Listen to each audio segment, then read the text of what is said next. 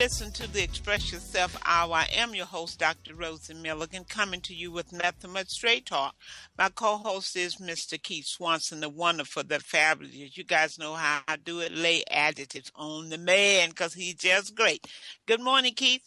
Good morning, Dr. Rosie. How are you doing? I'm doing good today. This is going to be a great day. Okay. Dr. Rosie's having connection problems right now, so we can't quite hear her. So, so I'm gonna step in right now until Dr. Rosie kind of gets it together. This is the Express Yourself Hour with Dr. Rosie, Keith, and Shawana. Shawana's there. And today we're going to be talking about the black male plight. Black men in America, stuff you need to know. Okay, if you have a black father, black husband, black sons, black brothers, and if you live in a black neighborhood, what will you learn from Dr. Johnson? What did you learn from Dr. Johnson will help you better understand your blackness and how to navigate your journey safely in America. Now, Dr. Johnson is getting to be known as what they call the black male advocate. In other words, he started along with Dr. Tommy Curry in Scotland, a black masculinist movement, a black masculinist studies. Okay, it's something that has never been seen before in the United States that focuses on black men and boys and their issues, their plights, and how they can actually improve themselves. So Dr. Johnson is an award-winning scholar at Fresno State. He's been in the black struggle, especially for black men, since since he was 16 years old. The brother brother graduated at 20. He got his master's at 21. He got his PhD at 30, and he calls himself an old classroom teacher. And he constantly advocates for black men and black boys and their struggles and try to get what we call justice or what we call equity for black men and black boys. So without further ado, Dr. Johnson, are you with us? Can you hear us? I'm here. Can you hear me okay? I can hear you okay. Explain to us about your Black Male Institute and your Black Nationalist movement. Well, yes, I started the Institute for Black Male Studies, and you can find it at that URL, instituteforblackmalestudies.com. In 2020, because I was interested in exposing black male studies to the public, giving the public an opportunity to engage the newly developing field. And there's a small handful of scholars that have been instrumental in pushing this, from Dr. Tommy Curry, Dr. Ronald Neal, myself, so on and so forth. But there's no formal department in black male studies in the country. There's only technically two. There's one with Dr. Tommy Curry in Scotland at the University of Edinburgh, and there's one online, through the Institute for Black Male Studies. So I wanted to use that as an opportunity to get the word out on the field as it develops, because for the most part, Dr. Curry had to leave the country just to be able to talk about some of the issues we talk about. Black male studies scholars tend to find themselves alienated, ostracized over publications, lectures, so on and so forth. Dr. Curry alone, we've witnessed, several black male scholars under fire at their universities just because he spoke to their classes. So this is the kind of thing we find happening, and that's why I developed the Institute website. But you asked another question about a component question to that I didn't hear. I can't remember it now. Why did you start this? Why do you advocate for black men and boys? Why did you take on this mission? Well, when I was finishing my degree, my doctorate, I was trained under black feminists. I'd been trained under black feminists in one way, shape, or form since undergrad. And I hadn't thought much about it beyond that. I really, the whole question of gender, especially as it relates to black studies, Africana studies, we generally conceptualize it as a feminine, endeavor, or at the very least an LGBT endeavor. We don't really think about gender beyond that, or how it relates to black males, straight, gay, bi, whatever. We generally don't associate gender studies with black men, particularly heterosexual black men. So it really didn't begin to hit me until a couple years after I graduated, working with black male students directly at Fresno State, that they were woefully underrepresented in the studies. I mean, for the most part, black men, particularly young black men, are just treated like, problems. For the most part, they're treated like problems for the community. They're treated like problems for relationships. They're treated like problems in society, even at the campus, or most campuses I've been at. They've been treated more so as problems than anything else. And I started to witness this even in my classes, where using black feminist conceptual tools left black boys, black young men out of the analysis, because none of that anticipated their lives, their quality of life, their existence. They were pretty much absent, and I could see the impact of it. And so that made me really want to start asking different questions and researching scholarship that actually acknowledged their humanity. Okay. How does, because this is, it's going to be focused on the everyday, as we call the everyday brother, the everyday black boy. How does this kind of study and how does this kind of research impact, or potentially will impact, the black men, the black boys on the ground in their everyday lives? What do you think? One of the hallmarks of black male studies, and one of the specific contributions I make, is the development of black masculinism, is to hyper focus on the empirical in relation to black male life. One of the things we've gotten into is I'm sorry, what? No, explain that. The hyper focus. Explain that. Break that down a little bit. One of the things we've gotten into is it's okay to describe black men in terms of anecdotes, experiences. That's sufficient. In other words, I attended a conference in Black Male Studies a few years ago, National Council for Black Studies. And this was a particular conference they had, I believe it was in San Diego. No, it was in Texas. It was in Texas. Okay. And so when I walked in on a session where they were talking about young black boys and education, and here you had about at least 8 PhDs on the panel, nobody referencing any type of empirical data. It was all about their cousin's son, their sister's son. It was all of these kind of anecdotal statements made about black males. And for many, that's sufficient. Matter of fact, one particular professor, when she was presenting at that very conference, she said, we don't need to study black men past the film Boys in the Hood. Wow. That's all we need to know. Now, Boys in the Hood came out in the early 90s. So here I am at a conference in Black Studies where there are literally 8-to-1 representation in terms of black women to men at the conference. The number of presentations were about 15-to-1 in terms of presenting on women and girls, but black boys, you only had literally 2 or 3 presentations, and of that, one of them was suggesting that we don't need anything more than a film from the early 90s to understand black male life. And this is something that people, I think, have really gotten to, where they have this sensibility that there's really nothing new to talk about with black boys. They go to jail, they get in trouble. We know that. And I think that's, for many, the end of the analysis.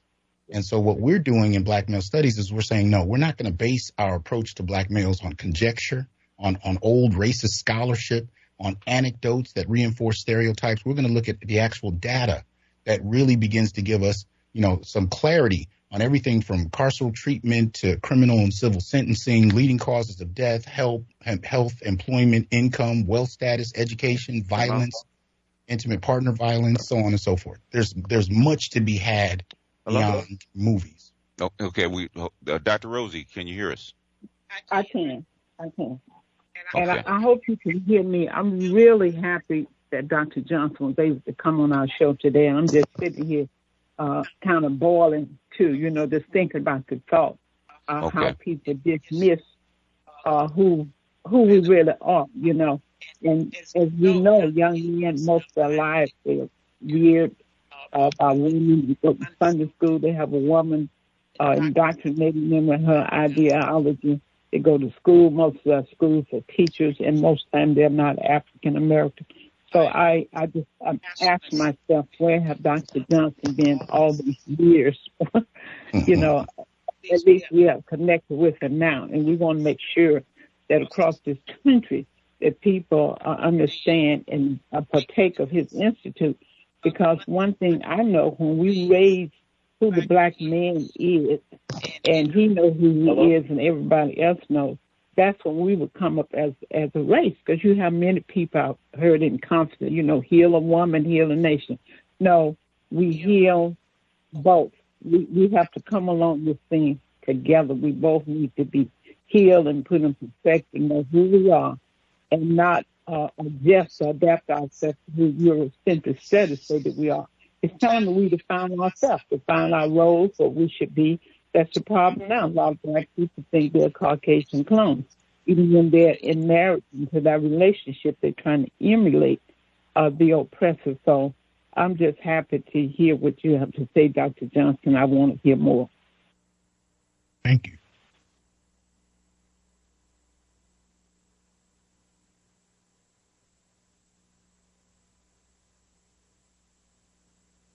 Uh-oh, did I lose you guys? No, you're there. Okay, I didn't hear if there was a question. I might have missed it. Hello? Yeah. Yes. Hello, Dr. Johnson. I'm here. Okay, go ahead. I didn't hear the question. If you can hear me, I was saying how proud I am that you're on the circuit, and I want to make sure that more people know about you, and I definitely want to connect more to your organization, see how I can support it, and see how I can make sure that people across, not in the world, know who you are, because the message that you're sending forward is what's going to change our direction. Well, I truly hope so. I mean, I've been working with black boys from elementary to middle school to high school to, the college level.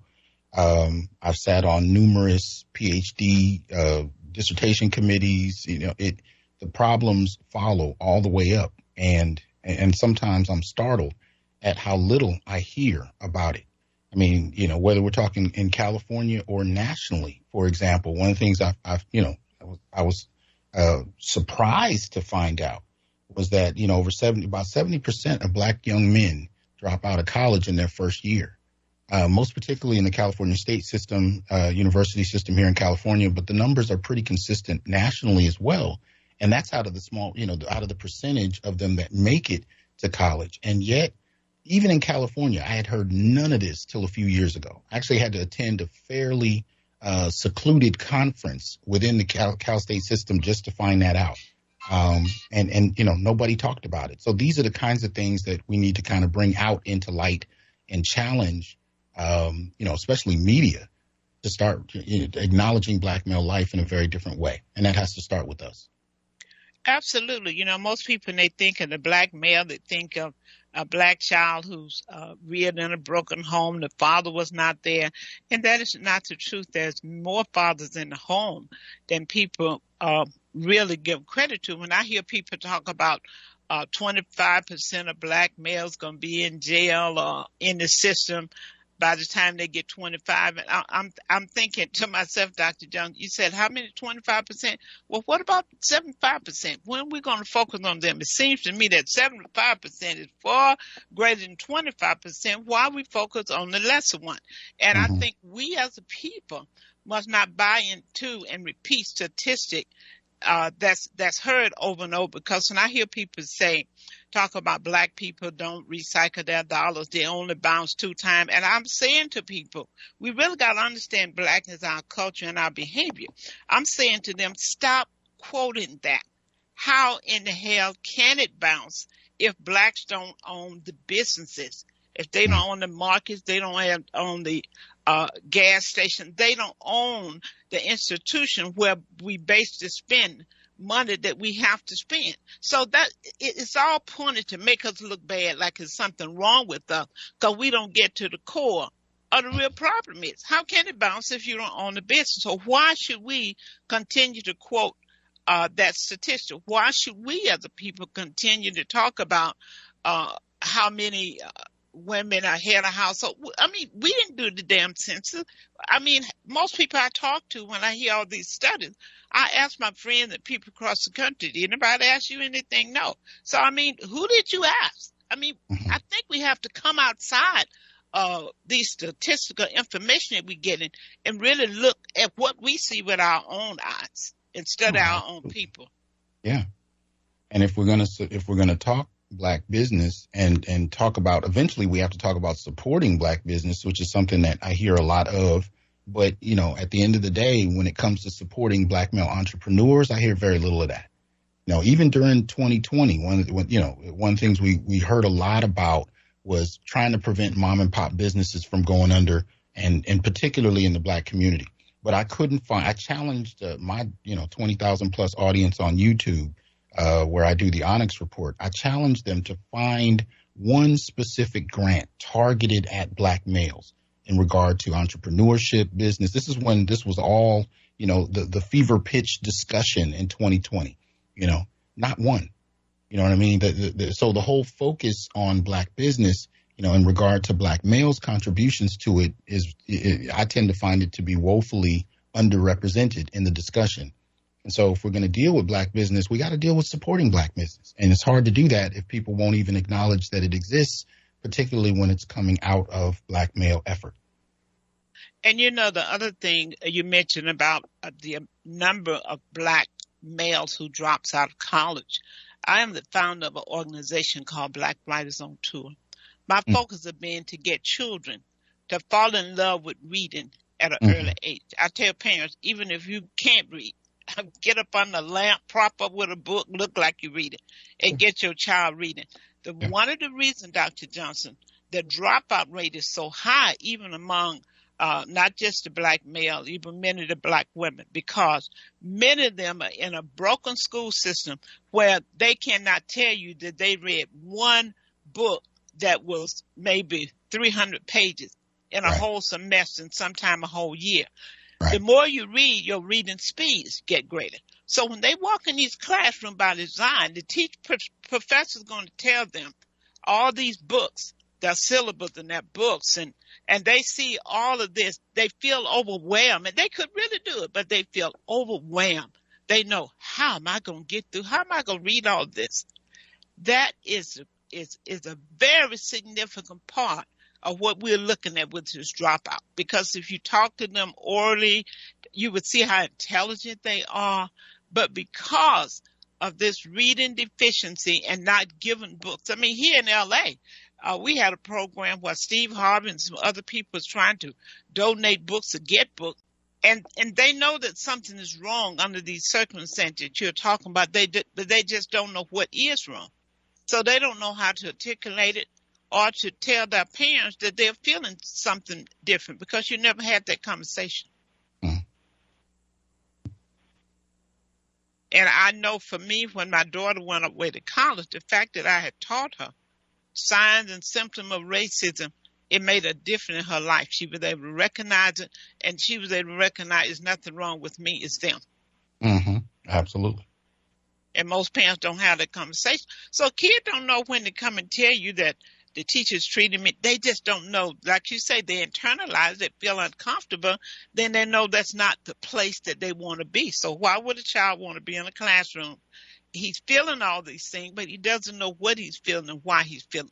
Let me give the telephone number out right quick for other people who want to dialogue with you. The number is 310-928-7733. 310-928-7733. Jamal, you had a comment.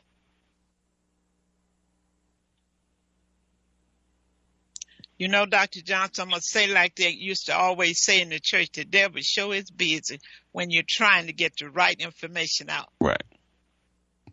So is there's a caller on hold? Caller?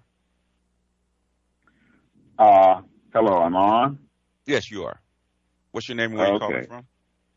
Okay, my name is Paul. I'm from Los Angeles, and I got a bunch of questions. I'm just trying to figure out how to pose them. Okay. Let's start with what the first exact? Okay. All right. What is Black masculinist studies, and how does it differ from gender studies? Well, Black male studies is the name of the field. Black masculinism is a particular concept that I've proposed, which deals with, and it basically breaks down into three primary areas. It's an intellectual movement, it's a political movement, but it's also an analytical and research tool that scholars can use that basically references Black male life across age, class, and sexuality. But it centers Black males in a very distinct way and highlights, using empirical data, what exactly Black male quality of life looks like in different contexts. So that's Black masculinism, but Black male studies is a field unto itself that does that on a wider kind of basis. Okay, well, how does it differ from gender studies, or is gender studies just deal with a particular gender? Well, for the most part, what we've seen, there's theoretically there's an answer, but when you look at what's actually practiced, much of the time gender tends to fixate on women and girls. It tends to fixate on LGBT. And again, in terms of, like I said, heterosexual Black men, you generally don't hear about them unless you're talking about incarceration or police homicide, maybe, police abuse or something. But for the most part, Black males are kind of left out of the discussion outside of that. And yet, at the end of the day, their loss of life is what tends to generate attraction, in terms of people coming in and looking at all these different movements and what's going on with them. A lot of that is also because Black men are dying on camera. So there's a degree of violence porn involved, and people want to see what happened and all of that. But at the end of the day, when you actually want to talk about Black male quality of life, it's a whole different thing that happens. So in terms of this whole question of what is, gender studies, what does it fix? If you go to the average student on a college campus and you say, I want you to take a gender studies course, 9 times out of 10, they're going to think you're talking about women's studies, because it's primarily through feminist activism that you have women's studies and thus gender studies. A lot of that comes out of a very distinct history of work. But there have been Black men who've been trying to study Black men for generations, and it's not necessarily been perceived as a contribution to gender and women's studies. So, because it's so alien to it, sometimes you'll find, even on college campuses, classes that deal with Black males won't easily be cross-listed with gender studies, because, Black male gender, in essence, is not often perceived as a gender. Black males aren't perceived as having a gender in many respects. You actually have to force the conversation, but it's not a presence in the discourse that people expect or anticipate. You know what I mean? So as Black men, you actually have to kick your way into the door to engage the dialogue about how gender affects Black male life. Okay, one more question, and we'll go to another caller. Another call. Last question, Paul. Okay. All right. So many. I'm wondering if you're. I'm trying. Okay. You guys were talking a little earlier about what happens to young black men in the classroom and everything. And I'm wondering if any of your research has anything to do, or is it related to the research of Dr. Johnson Phd back in the 80s? Oh man, okay. I had the honor of speaking on stage with him in Chicago some years ago. I'm a fan of his work. I'm a fan of his work, his books, Conspiracy to Destroy Black Boys. I mean, Dr. Kunjufu has made incredible contributions to the discussion, and his work has tended to fixate on improving the quality of education for Black boys, especially in K through 12. My focus is more generic general in terms of Black male life in that respect. But I'm a huge fan of Dr. Kunjufu's work, and I think that if you're dealing with Black boys in the K through 12 system, you have to use his work. You have to engage his work. He deals with everything from the temperature the classroom should be in to the curriculum. I mean, you find very few who are willing to be that granular in their analysis about how to improve Black males' education.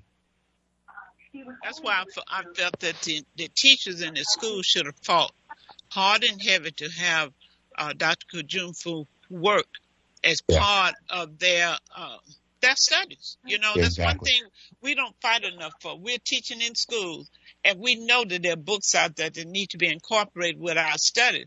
And we'll read the book, and it's good, and don't fight to get it in the library or in the school. So you're absolutely right. And I remember Dr. Toussaint used to talk a lot about black male studies. So, Paul, you want to go to his website, because I'm telling you, there's so much he has to offer. And he has written so much, so many articles, so we definitely going to have him back on here, and hopefully to have a seminar dealing with the black male, and have him to be one of our speakers. I think we have another caller. Go ahead, caller. Caller, go ahead. Give us your name. Second caller from 310.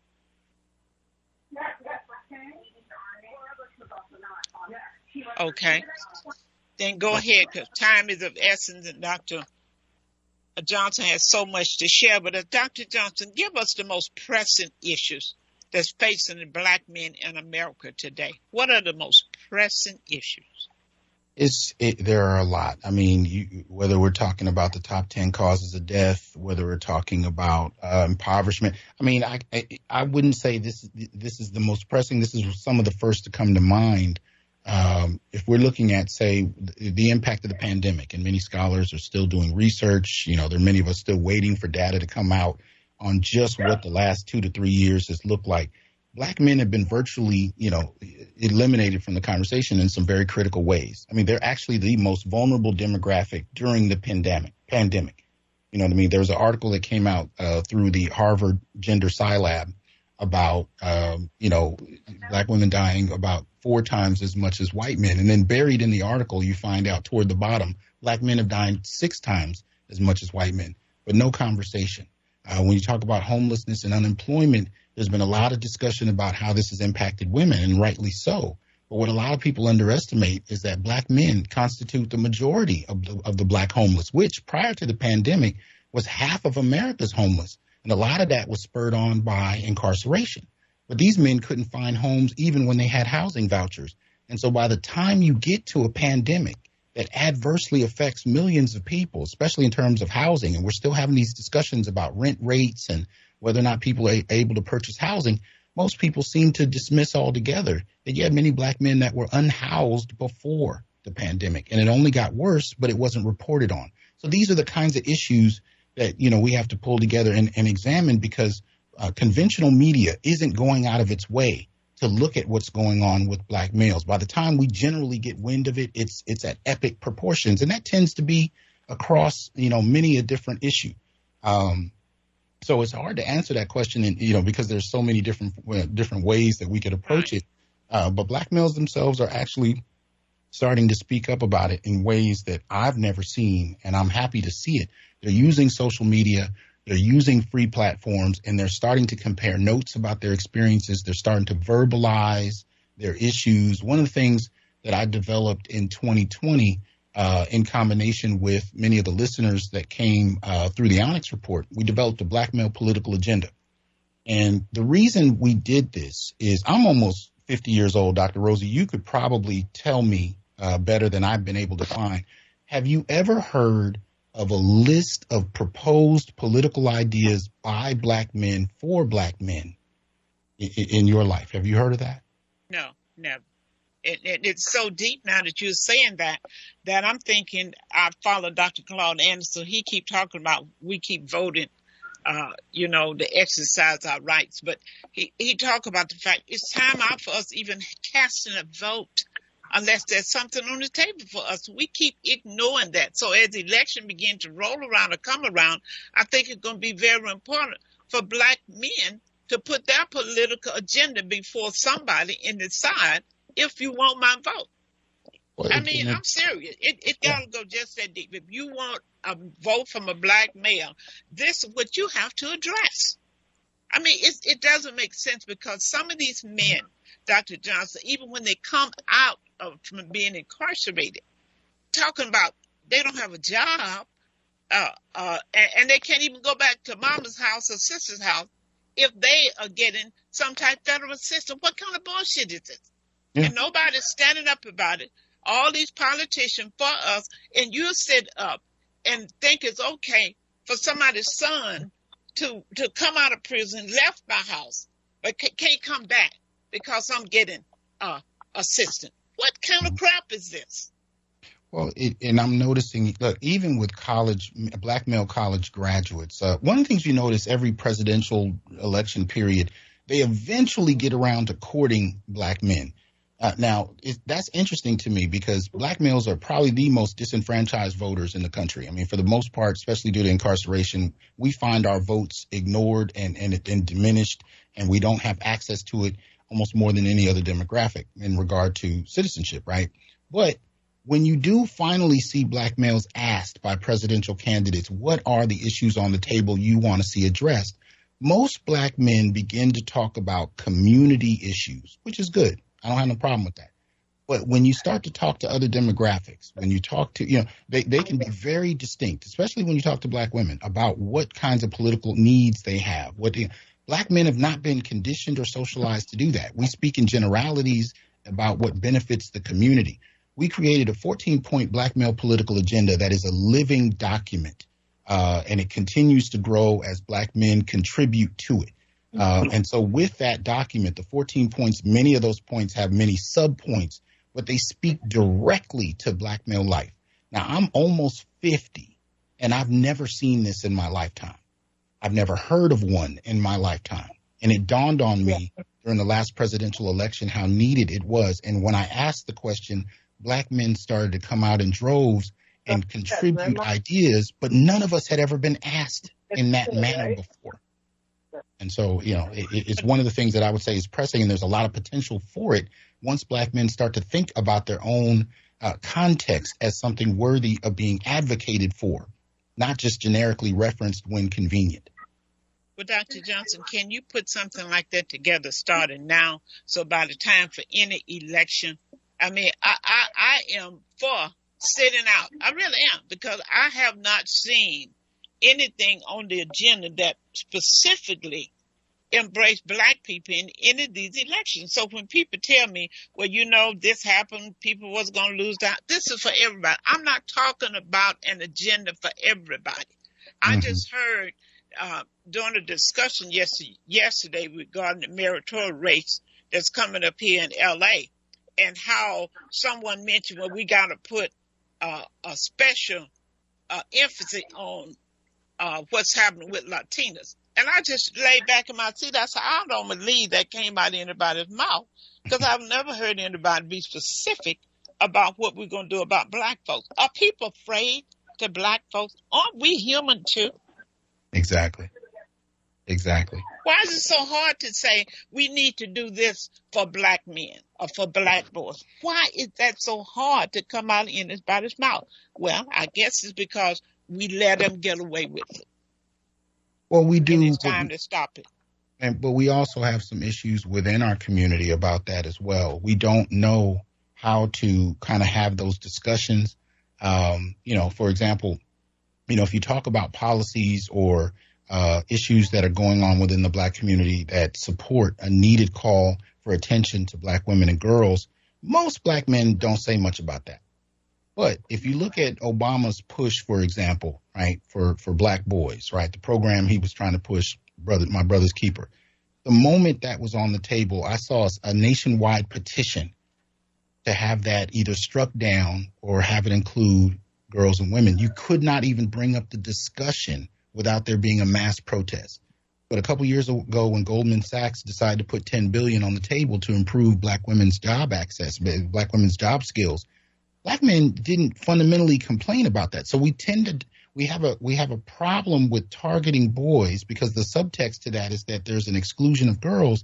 But when girls advance and are given support, nobody mentions boys. So we have a one-way dynamic that tends to take place, and we kind of support it. We don't know how to talk about it. A lot of young men and boys grow up in an environment where they're kind of aware of it, but we're so used to it. It's become so normalized that most of us don't say anything. But there has to be a point where you can unapologetically advocate for even a specific demographic within the black community, and that needs to be okay, especially if there's an empirically measurable need on the table. So again, if we talk about employment, black men do need specific attention. If we talk about policy, black men do need specific attention. If you talk about, what the major causes of death are, black men do need specific attention, and the list goes on.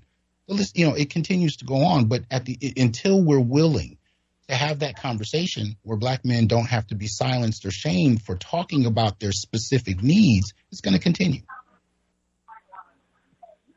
Okay, we got a call in the background. If you have a question, chime in. If you don't, please mute your phone because we're getting feedback.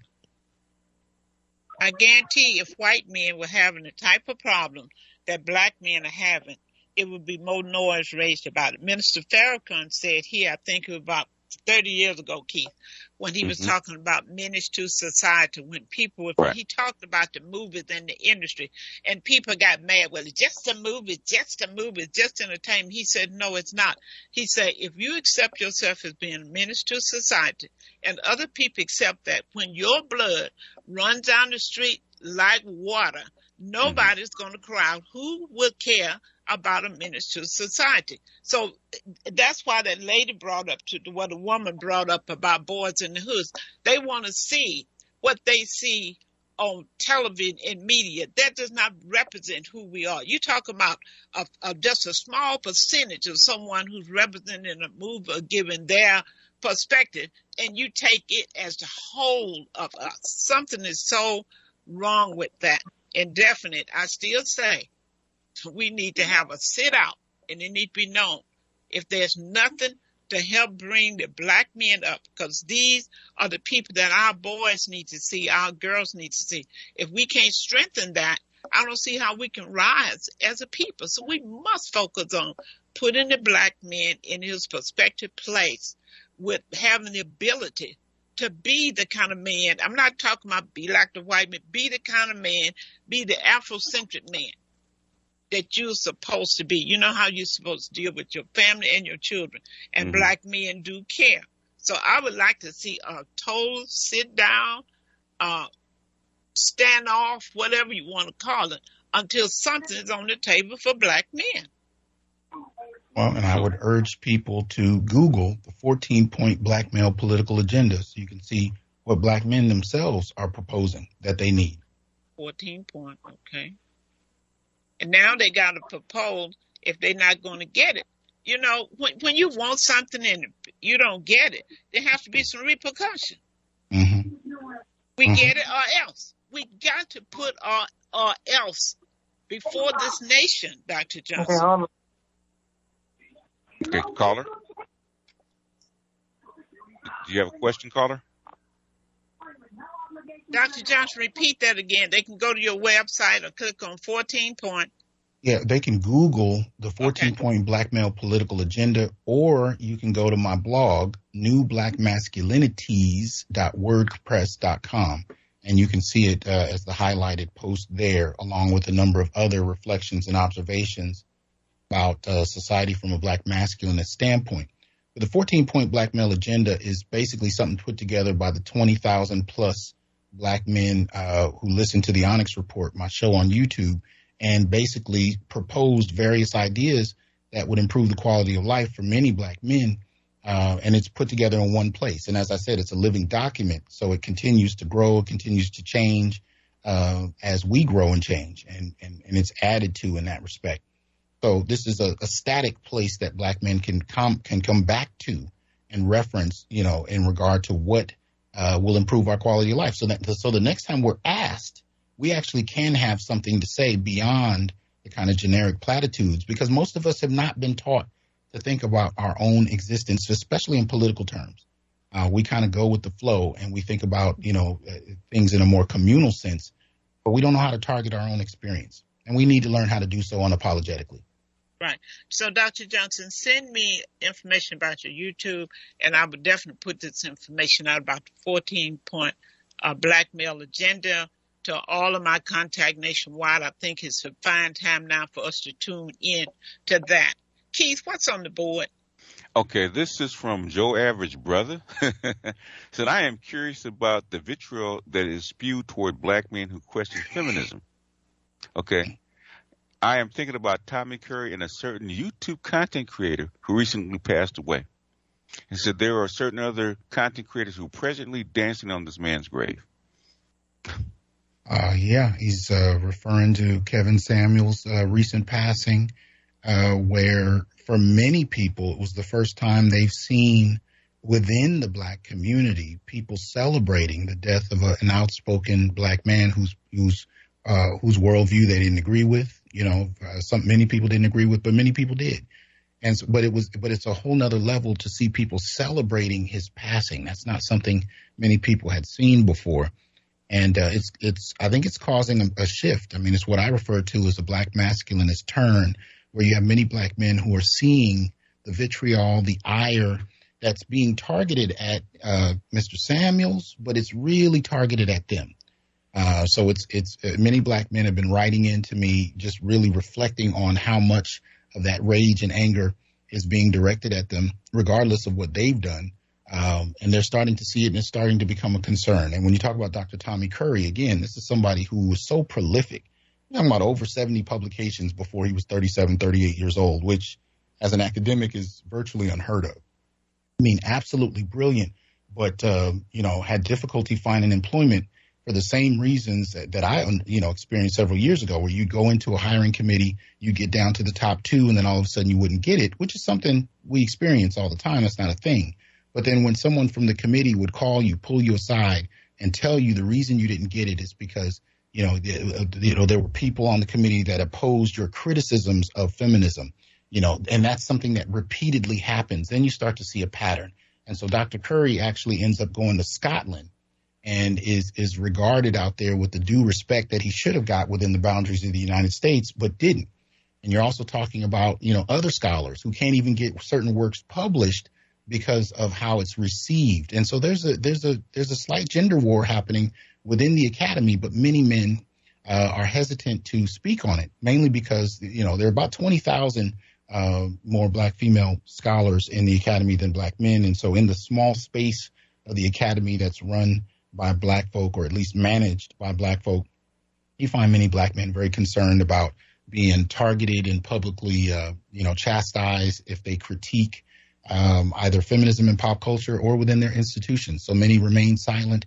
But this is one of the reasons Dr. Curry had to go to Scotland. This is one of the reasons I had to start an institute online. These things need to be discussed despite the vitriol. And more men across occupation, across class, across age are starting to come together and become more outspoken about their quality of life. So it's happening. And it's interesting because I've seen for years.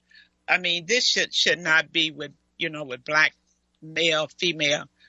We don't have time to be going against each other like that. And one thing I find, because a lot of people tell me that I'm pro-male, I'm pro-justice and pro-right, because one thing that we know in this society, black women do not want to be checked about anything.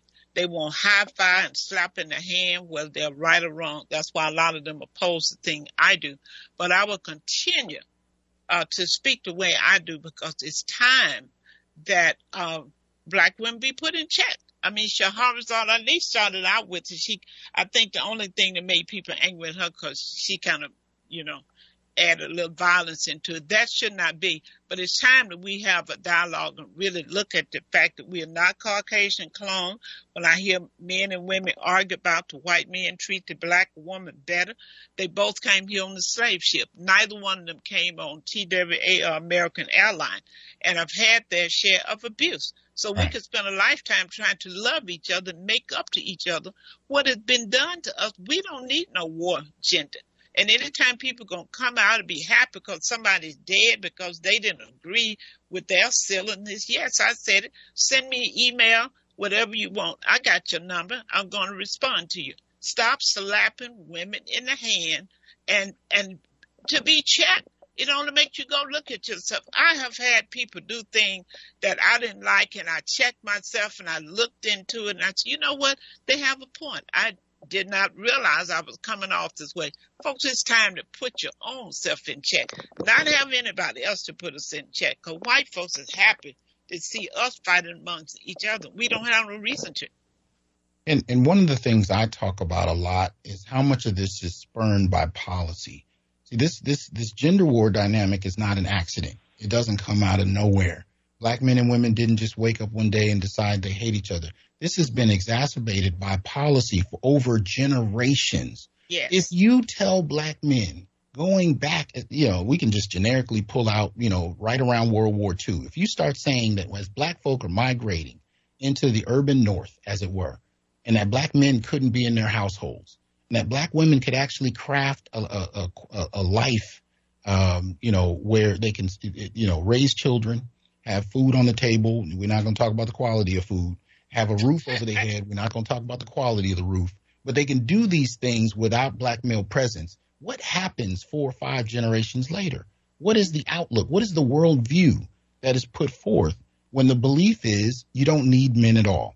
So, as men are excluded from the workplace, we can talk about white soldiers coming back from World War II and reclaiming those jobs. We can talk about jobs being pushed overseas in the late 70s, and that deindustrialization is the critical point where black men are depending on certain types of labor. We can talk about the rise of the war on drugs in the 70s, right at the same time period where you have jobs going overseas. We can talk about all of those things.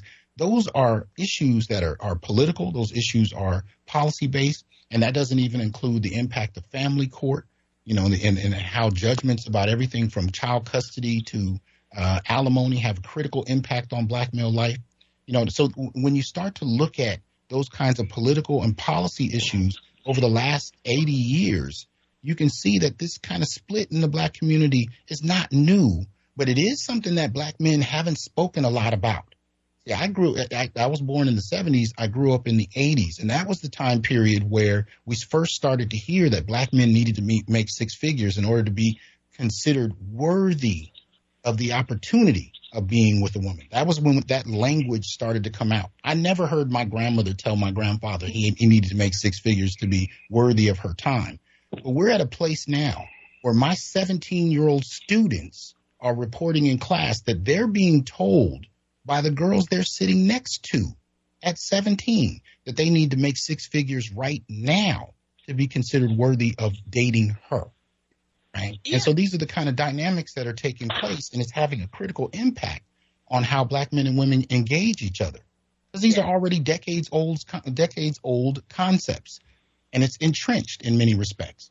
And if you go back, Dr. Johnson, you talk to men who are older, they can remember how they had to work. They had to pick cotton or do whatever they had to do. And the girls was able to go to school because we were specific about girls don't do this and men don't do that. I remember the time men didn't play the piano, men didn't cook. So all of these things, because we have adapted to the roles of Eurocentric, have destroyed us. That's why I said we need a national conference to identify what our roles should be as a father, as a mother, as a child, as a grandmother. Until we put this in perspective and abide by that, we're going to always be in a ball of confusion trying to do what we think other people do. I remember women would say to their daughters, go to college, get a good education, find a man to sit you down. Now, why in the hell are you going to school, get a good education, find a man to sit you down? Why was she saying that? Because she had worked hard in Miss Ann's kitchen. She wanted to make sure that you had a better life. That's really what she was speaking to. But people didn't get it. We got to undo the things that's been done and get on the right path. But part of it, and I'm putting something in the chat, maybe Jamal can play it so we can kind of see how deep some of this has gotten. But even in terms of what you're talking about, and I'm not a relationship counselor, I don't profess to be. But one of the things I have noticed is when you talk about gender roles, there's a difference, mainly post-1980s, in terms of how black men and black women conceptualize those roles. Black women don't necessarily want to hold to any roles. You can be part-time. You can work part-time. You can not work at all. You can work full-time. You can have kids. You can adopt. You can not have kids. You can have abortions. There are options available for black men and to some extent for men in general, really. Our roles are kind of stuck in the 50s in regard to social expectation. Now, that's not to say that every man is able to perform it, but the expectation against men, most particularly black men, are still the same old rules they've been. Protect, provide, right? She can make $400,000 a year. You still technically have to make more to have some kind of respect. But at the end of the day, your expected roles are still the same. I talk to men who are virtually stay-at-home husbands, and they tell me about the experience of not being respected, despite what they're doing in the home. things of that nature. It's still so. My only point here is that even when we have these critical discussions about roles and relationships, you can't have one gender that has, a multiplicity of options and another gender whose options are stuck in decades old ideology. That doesn't work. At some point, you're either going to have to define both in a way where there's a standard that people can be held against, or allow both to have the same amount of fluidity. But it's not going to work on a one-way dynamic. And this is one of the things that I've argued that black men have silently been protesting, especially when you start to see marriage drop from 1965 onward. We've seen black men's marital rates continue to drop. I've regarded this as a silent protest, most especially in regard to the family court. We have one more caller on hold that's been waiting for a while. 818. Caller, go ahead. We're going to have Dr. Johnson back. Go ahead, caller. He's teaching class. Caller, go ahead. I just wanted to. This is Brother Sarah. Brother Sarah. I just wanted Brother Hasan to discuss the aspect of the intelligence community's role in promoting black feminism within the community as a tool to be able to divide black men and black women. As we know, Gloria Steinem, who was one of the progenitors of white feminism, was an agent for the CIA. Mm-hmm. Yeah. Oh, you called it. And she was an avid supporter of Michelle Wallace's Black Macho book. Some argue that she ghost wrote it, but nevertheless, an ardent supporter. She made sure that Miss Magazine, which she was over, highlighted the book. I grew up with that book on my shelf. I saw it every day of my life as a child. And it's funny to me, young feminists don't even know what that book is, but it had a crucial impact on black male and female relations, because in it, she made arguments about black men being involved in activism just to have access to white women. There's all kinds of statements she made. And at a certain point, she actually came out and acknowledged that the book was, her opinions in it were developed off of just a select few of black men, in her relative circle. This was not a product of study, and yet the impact was made. And even though you had many black women sociologists who was calling attention to the fact that much of what she was talking about was not peer-reviewed, was not a product of study, it nevertheless had the impact it had, especially when you connect it to the rise of Oprah and the rise of popular feminism, popular black feminism in mainstream culture. So, in terms of the CIA involvement in that, you can definitely see the ongoing impact. And the understanding of why is actually pretty easy to get to. I mean, for the most part, you had a black community response in the civil rights movement to a global issue. Right? I mean, people around the world were regarding the civil rights and learning from it and inspired by it. And within a 10-year period, complete dismantling of the mechanisms that put it together.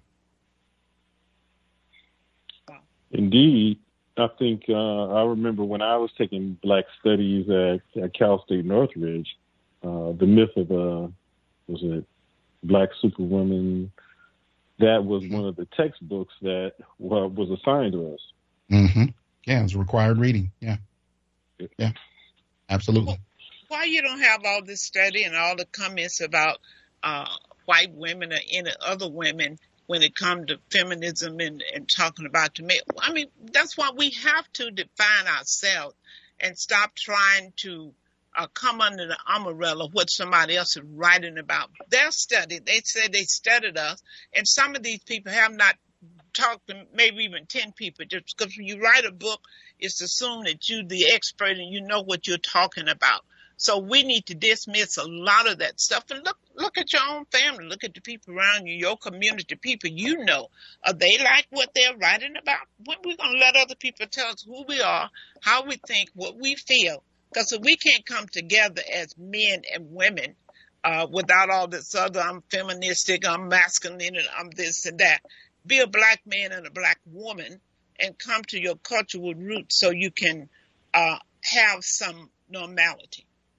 And you are so right about that. If you look at one of the papers Dr. Tommy Curry wrote in the last year, one of the things he dealt with is the subculture of violence theory. And this is basically a theory produced by racist white scholars with no empirical grounding whatsoever. But in that paper, he actually identifies and cites the black feminists that pulled in this racist scholarship and used it to frame a perspective about black men.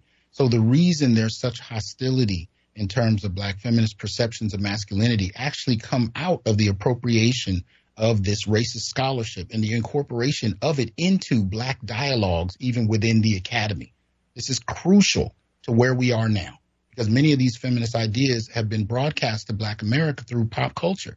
Yeah. Right? I know women who are in their 60s and 70s who would never necessarily call themselves feminists, but have feminist talking points because of pop culture, because of Oprah, because of Terry McMillan, because of Bell Hooks. These concepts have become mainstream, but few people know where these concepts come from.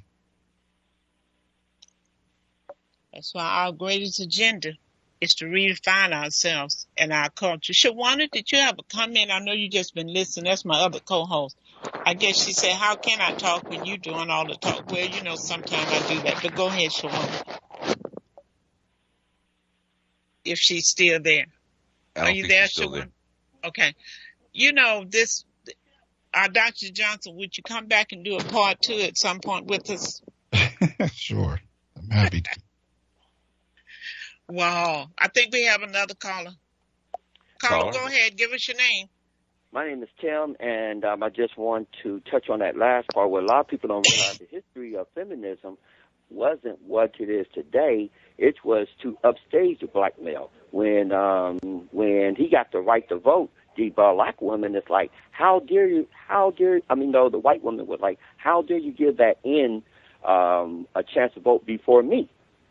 So it was always to have her above him. See, that's why in the early days when they had all of the civil rights bill, what ended up happening was to neutralize it, they put women, mainly white women. Yeah.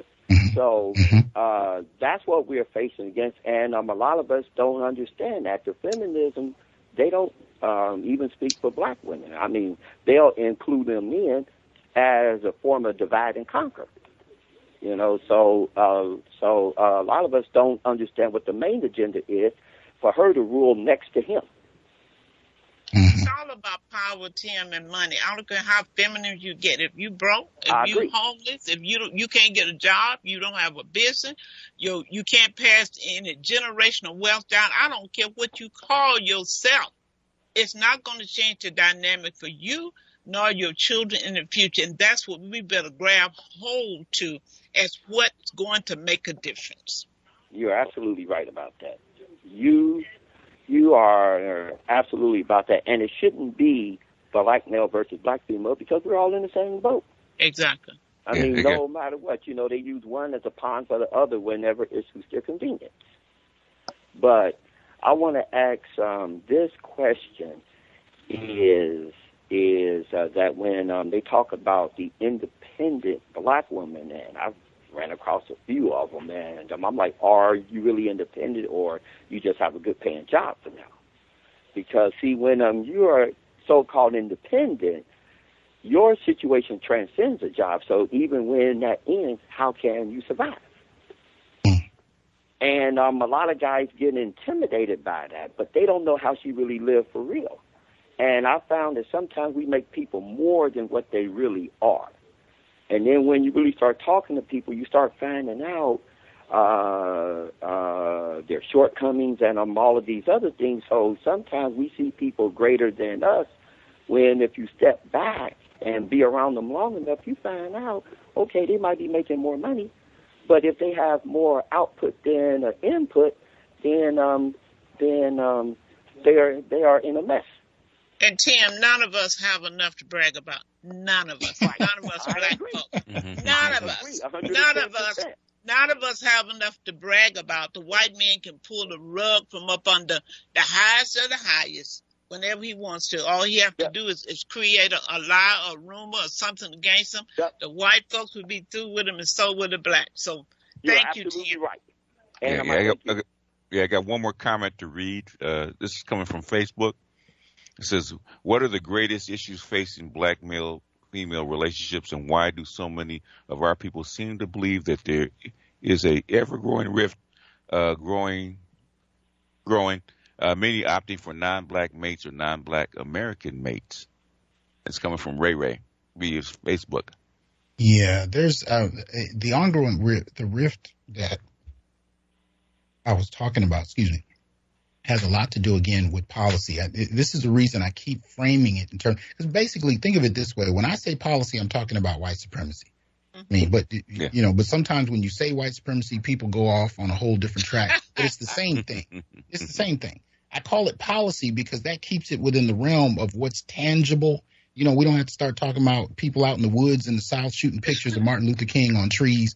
It's the same thing, but it brings it a little closer to home. And we need to understand that, because the policies that many of us have even advocated for over the generations are the very policies that really split us apart.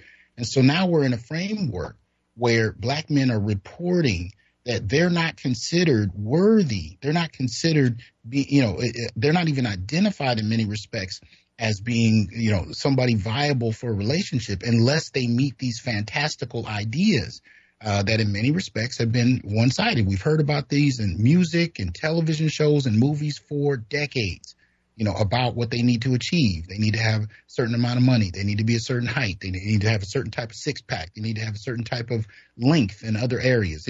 There's a code. As a matter of fact, I've done this in my classes where I've asked my students, how many of you have had the code put to you in terms of a list of what you need to be able to provide to be worthy of dating? I have yet to have a male who hasn't been told by a woman he's courting about the list that he needs to have. And it is basically the same list. When I ask my female students, how many of you have had a male give you a list of requirements? I've yet to have one student raise their hand to tell me about a list that a male has put toward them. This is a very one-way dynamic that we have that is skewed. And going back to the previous caller's statement, we measure worth, most particularly the worth of men, based on income. We don't really do that with women. It's a one-sided dynamic, but we don't know how to look beyond the surface. So if she's making 100, but she owes 200, and you're making 50,000, but you have no debt, who's actually in the better position? That's right. But many blue-collar men. If she loses that job, she's down to zero. Not just like I said, none of us have enough to brag about at all. We don't. But if he's blue-collar, he's also considered a less viable option there as well. So there's a double hit, both on income and then status, right? And these are the kinds of things that men have been experiencing for decades, but they're only now starting to speak out about in a collective fashion. And it is promoting a lot of discomfort because I think both men and women have grown comfortable with male silence over the last number of decades. That's why a lot of women are unmarried. They're just dating and no commitment, because men that I've talked to, many of them say the reason they're not married because of this economic thing that women put before them. They feel like, I'm a man, but I'm not the economic man that she wants. If you think money doesn't play a part in, what man want to feel less than when you put all this stuff up that you want him to do? And if he feel like he's not going to do it.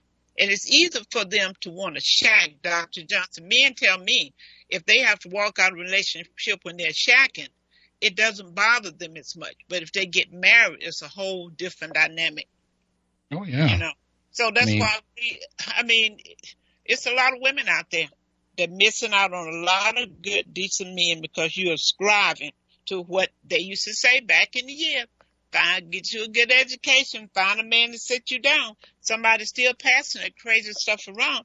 And women even telling their children. Jamal and I interviewed some teenagers a couple of years ago, and their parents would tell them, if he can't pay for you, then you don't need him. How can you tell your teenage son that he's supposed to pay for everything if he's dating a 16-year-old? I mean, come on. Where is he supposed to get the money from? That's why a lot of our kids are dropping out of college, trying to have a car because they think that's what it takes to get a girlfriend. And my nephew told me, blew me away. He said, Auntie, he said, they even look at the rims on your car. He said, women even look at your shoes and your car. Oh, man, them rims. I said, you're kidding. He said, oh, yeah. So women are really hurting themselves. Until we come together and make this thing real, it could be more women. They're already talking about 72%.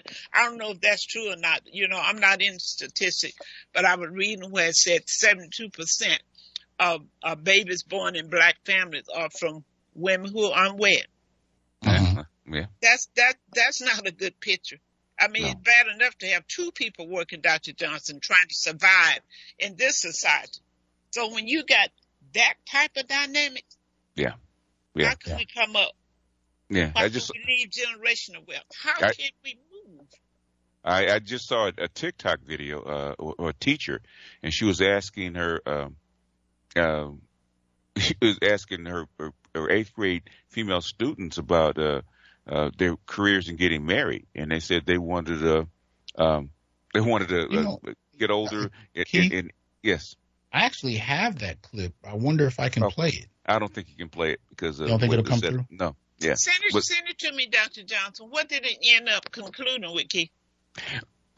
What they said that they wanted a career and have two kids, and she said, "Well, do you want to get married with these kids?" They said no, they didn't want to get married with these two kids because they couldn't collect child support if they got married to the man. Wow. Yeah. I still say, Dr. Johnson, we need a national conference. We don't need a conference on nothing else. We don't need another State of America, State of America for Black people. We already know that. We need some solution conference, not to talk about our problem. We know what they are. I tell you why it bothers me so much. It makes me sad because I understand the power of generational wealth. And Dr. Johnson, I don't see it being passed down in our community. So my heart bleeds for the younger generation to have to deal with all this racism, all this institutional stuff that's set up, and be poor. Malcolm X said it's hard being poor in a land of plenty. Yeah. But the other point in terms of any type of resolution, you can't have 40 years of blame going to black men and then have people turn around and say, okay, well, we just need to make this work, and not have men articulate themselves and their grievances. You cannot have a one-way dynamic for that long. I mean, again, going back to the passing of this famous YouTuber who frustrated so many people with his opinions and perspectives, but advocated for black men and men in general. He's been on YouTube for about 2 years. Yeah. But, just like one of the first, I think the first caller pointed out, actually it was Sarah. Many of the feminist writings were required reading.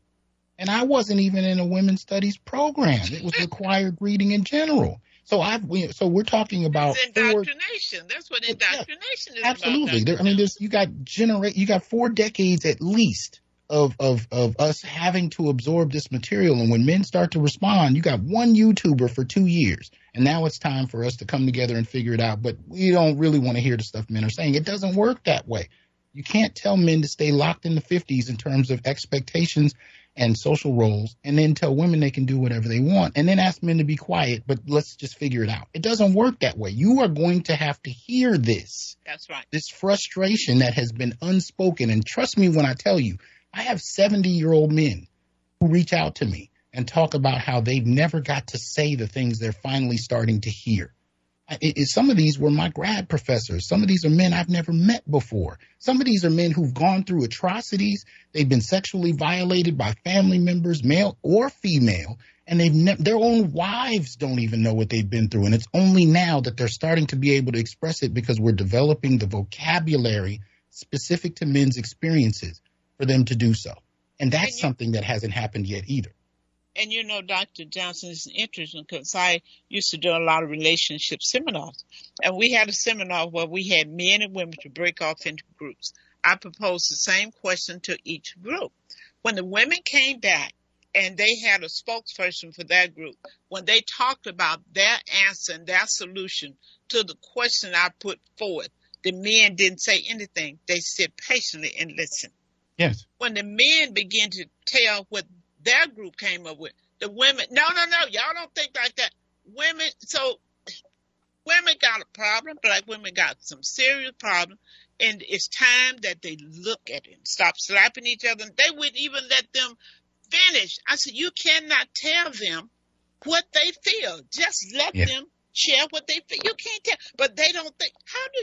They didn't say a word when the women was talking.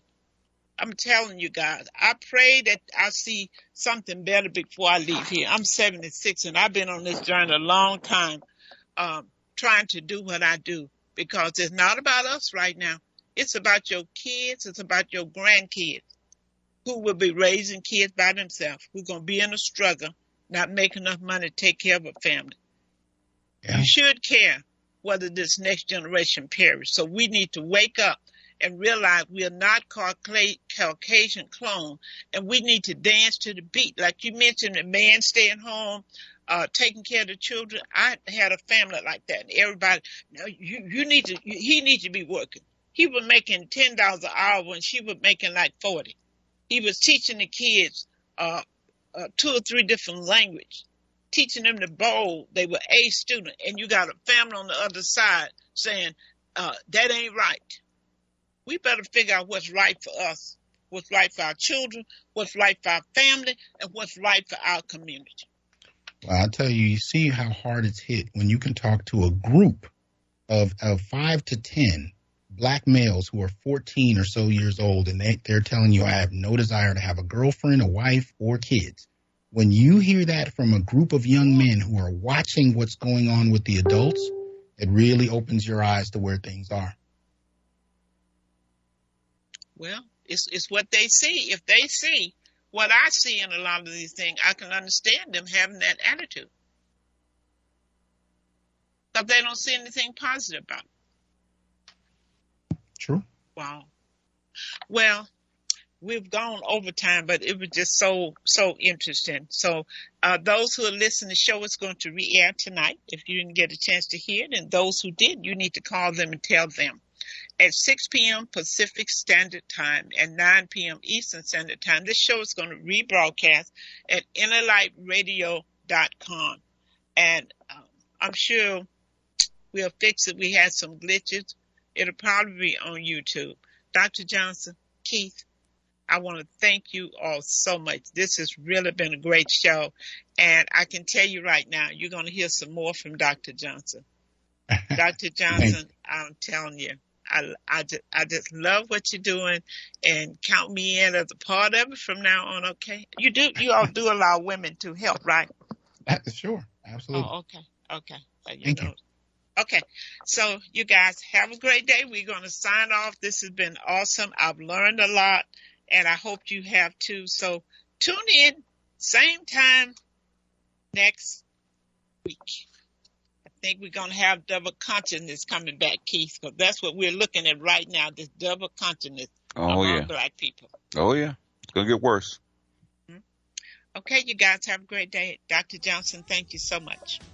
Thank you for having me.